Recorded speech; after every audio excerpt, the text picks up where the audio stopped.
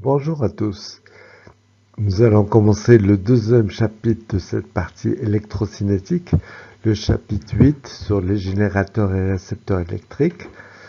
On va, dans ce chapitre, généraliser aussi la loi d'Ohm. Les autres chapitres, je vous les avais présentés la dernière fois, donc je ne vais pas y revenir. On va passer à la présentation de ce chapitre 8. Alors, il va y avoir 4 parties. D'abord, la représentation des générateurs et des récepteurs électriques. Voilà, comment on va la représenter. Deuxièmement, on va généraliser la loi d'Ohm. Troisième paragraphe, on va faire une généralisation de cette loi d'Ohm généralisée. On va voir comment ça se passe quand on a un enchaînement de dipôles. Et enfin, on verra la dualité et les associations de générateurs. Alors pour commencer, faisons un petit rappel sur ce que c'est qu'un générateur récepteur. Comment on a défini ça?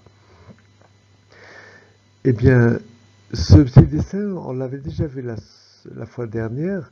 Vous avez un dipôle AB avec le courant ici qui arrive de la gauche vers la droite.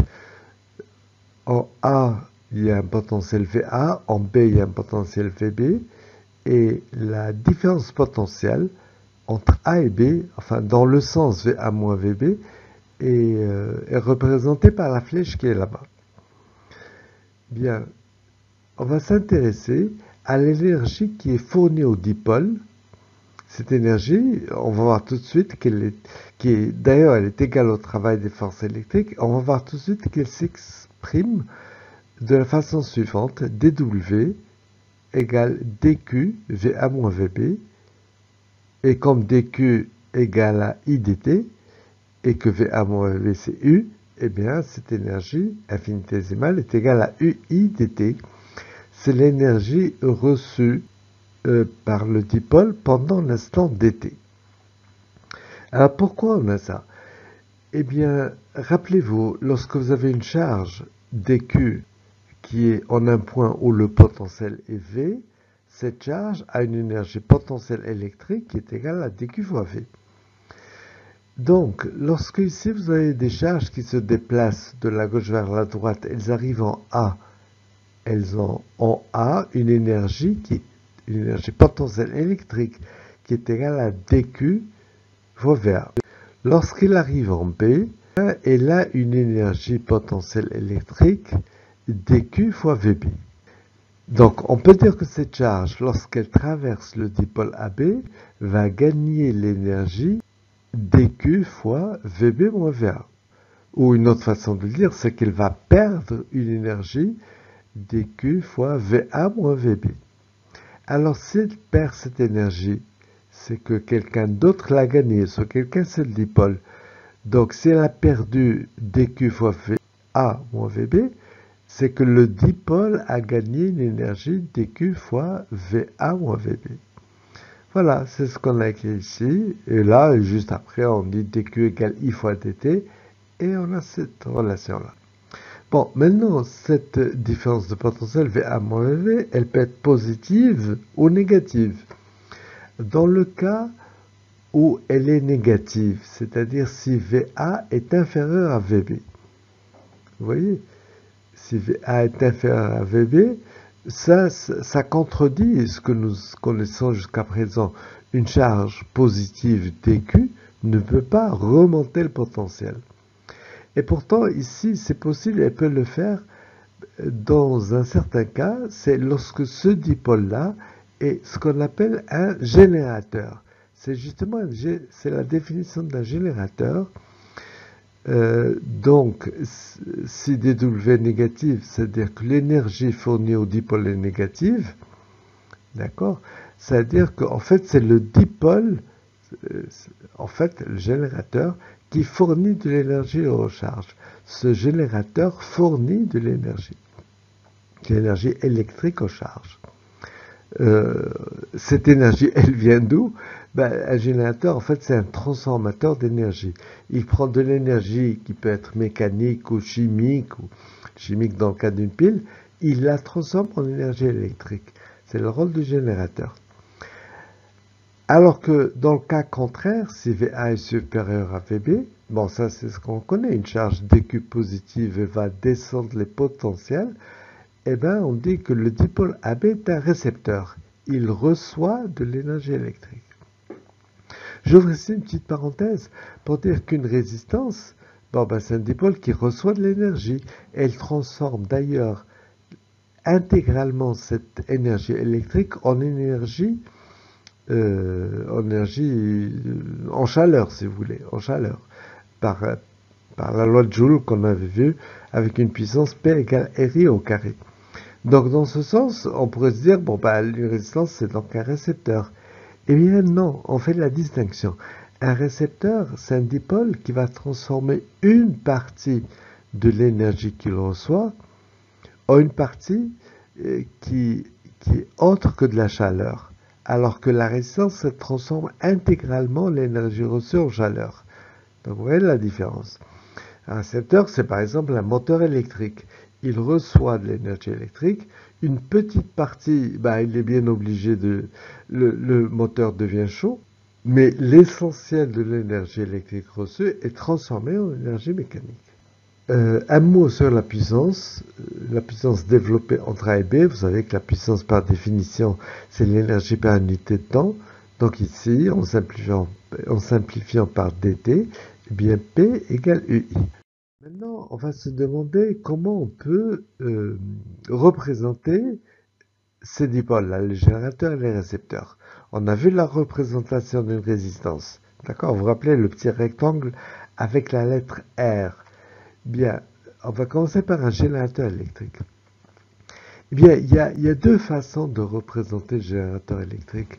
La première façon, ce qu'on appelle un générateur de tension, on va modéliser ce générateur électrique par un certain modèle, c'est ce qu'on appelle le modèle de Thevenin, et ce générateur est caractérisé par deux grandeurs qui sont E et R. On va voir la signification de ces grandeurs dans la suite de ce cours, de cette vidéo. Mais déjà, du point de vue des appellations, E s'appelle la force électromotrice, qu'on représente par la lettre FEM, et là pour unité le volt. D'accord? La force électromotrice est en fait une tension, c'est une différence de potentiel. Ce n'est pas une force dans le sens mécanique, elle ne s'exprime pas en newton. Et la résistance interne, bon ben R, ça vous savez que ça s'exprime en ohm. Alors, voici la représentation d'un générateur. À gauche, vous voyez le petit cercle avec le trait continu horizontal. Bon ben c'est la représentation d'un générateur avec les caractéristiques ER qui sont marquées. Vous notez que le sens de I, du courant, ici de gauche vers la droite, de A vers B, et le sens de U, qui est représenté par la flèche représente donc VB moins VA. C'est VB moins VA qui est positif ici. Vous constatez que les deux flèches vont dans le même sens, ce qu'on appelle la convention générateur. Alors que dans le cas des résistances qu'on a vues, et puis on verra les récepteurs de façon générale, ça sera le contraire. La flèche de U sera dans le sens contraire. Une deuxième façon de représenter le générateur, c'est ce qui est à droite. On le représente sous ce qu'on appelle une source de tension idéale, celle-ci, caractérisée par la lettre E, qui est en série avec une résistance R, la résistance interne. D'accord? C'est une deuxième représentation.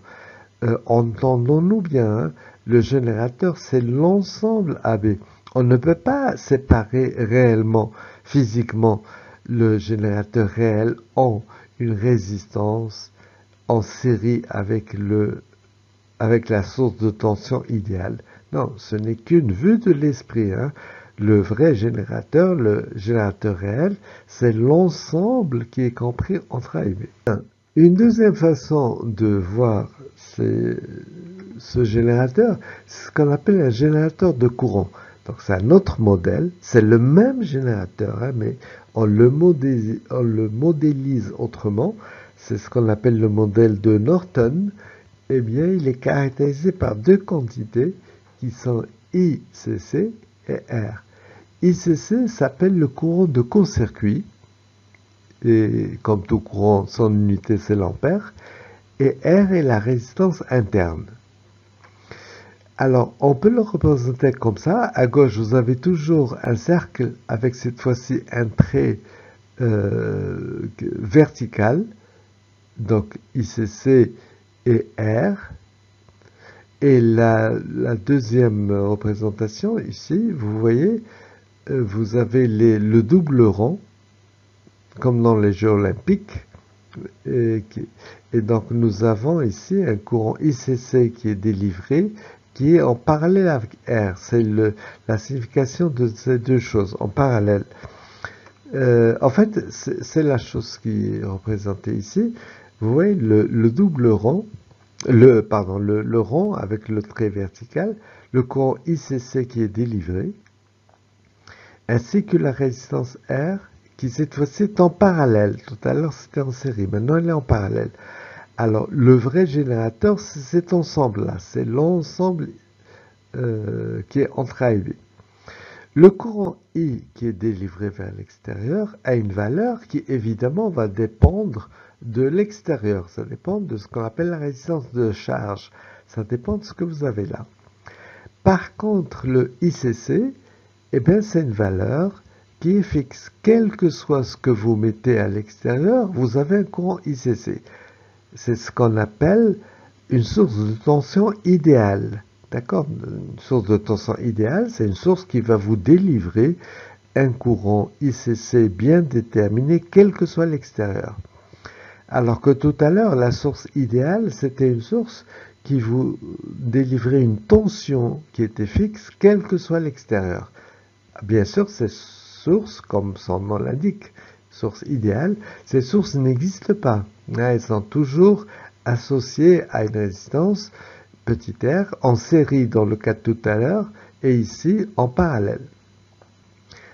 Donc ce modèle, c'est le modèle de Norton. Alors pour terminer ces représentations, on va regarder maintenant comment on peut représenter un récepteur électrique.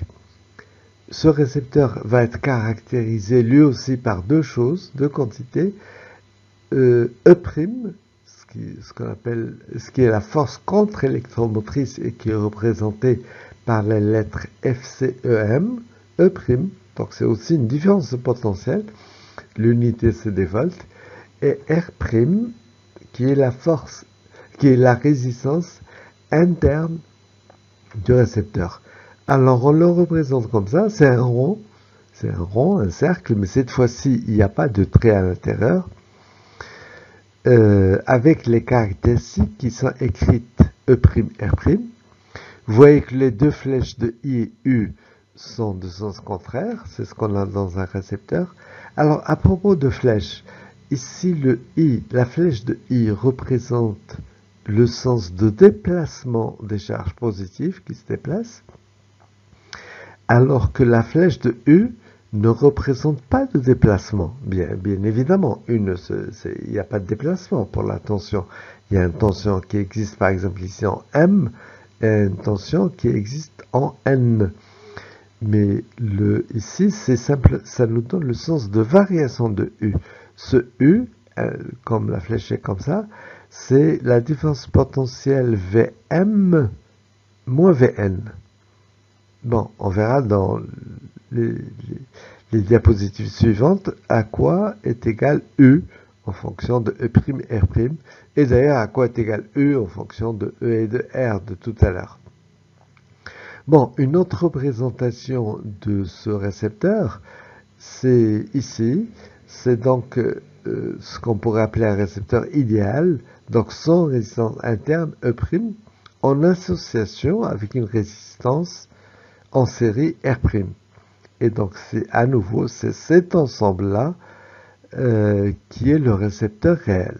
La suite dans la prochaine vidéo.